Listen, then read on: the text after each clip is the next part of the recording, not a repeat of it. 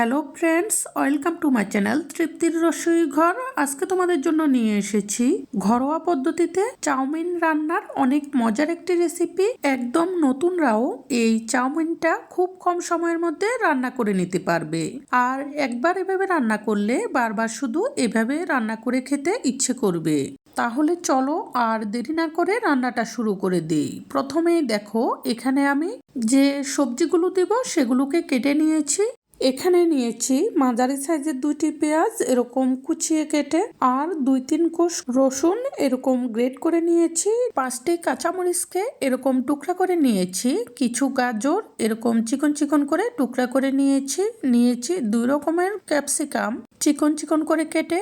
গাজরটা যতটা সম্ভব পাতলা করে কাটলে ভালো হবে, কারণ এই গাজরটা সেদ্ধ হতে একটু সময় লাগবে।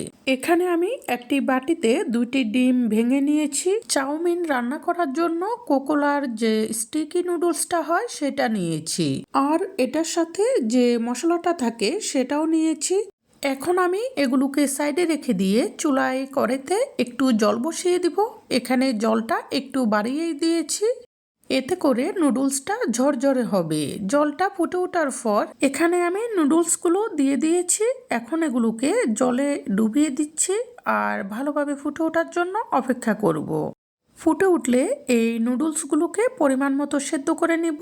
খেয়াল রাখবো যাতে করে বেশি সেদ্ধ হয়ে না যায়। 90% মতো এগুলোকে আমি সেদ্ধ করে নিব। হাত দিয়ে টিপ দিলে এগুলো ভেঙে যাবে, কিন্তু আস্তে আস্তে থাকবে। এই পর্যায়ে এগুলোকে আমি একটি ঝুড়িতে ছেঁকে এরপর ঠান্ডা জল দিয়ে ভালোভাবে ধুয়ে নিব। এতে করে নুডলসগুলো ঝরঝরে হয়ে যাবে। এখন আমি চাউমিনে যে সসগুলো দিব সেগুলোকে গুলিয়ে নিব। এখানে আমি একটি বাটিতে 1 টেবিল চামচ মতো টমেটো সস নিয়েছি। 1 টেবিল চামচ মতো সয়া সস দিয়ে দিচ্ছি 2 চা চামচ পরিমাণ সাদা ভিনেগার, 1 চা চামচ কর্নফ্লাওয়ার আর 1 চা চামচ চিনি। এখন এখানে অল্প করে জল দিয়ে এগুলোকে নেড়ে ভালোভাবে মিশিয়ে নিব।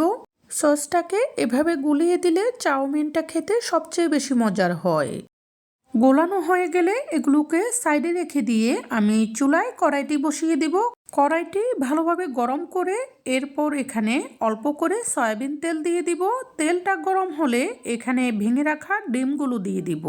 এই ডিমগুলোকে ঝুরিবাজি করে নিব, সেজন্য সামান্য লবণ দিয়ে এগুলোকে ভেঙে দিচ্ছি আর টুকরা করে এগুলোকে সুন্দর করে ভেজে নিব। এই পর্যায়ে আমি তোমাদের কাছে একটি রিকোয়েস্ট রাখছি, তোমরা যারা আমার চ্যানেলে নতুন এসেছো, সকল ধরনের রান্নার সহজ এবং সুস্বাদু রেসিপিটি পেতে আমার চ্যানেলটি সাবস্ক্রাইব করে রেখো, আর যারা আগেই সাবস্ক্রাইব করে রেখেছো তাদের জন্য থাকছে অনেক ভালোবাসা।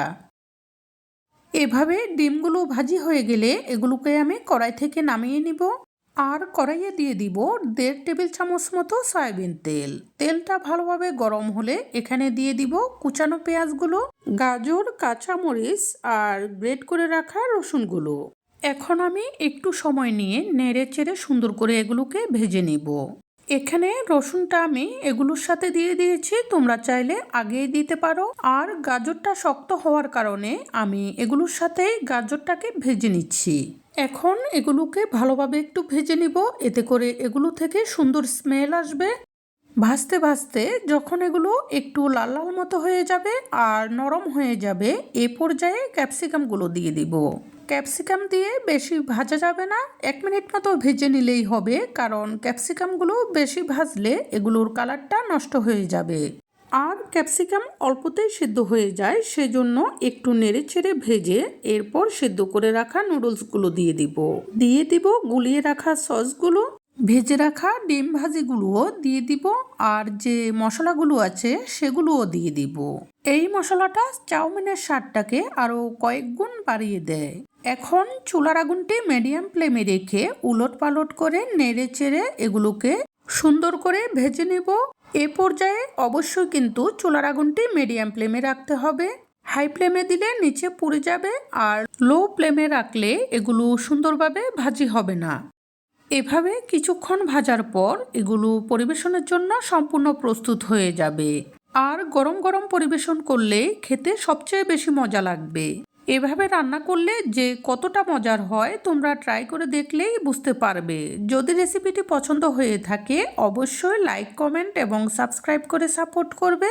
আরও নতুন নতুন রেসিপি উপহার পাওয়ার জন্য এই বলে আজকের মতো এখানেই বিদায় নিচ্ছি। পরবর্তীতে চলে আসবো নতুন কোনো রেসিপি নিয়ে। সেই পর্যন্ত সবাই ভালো থেকো।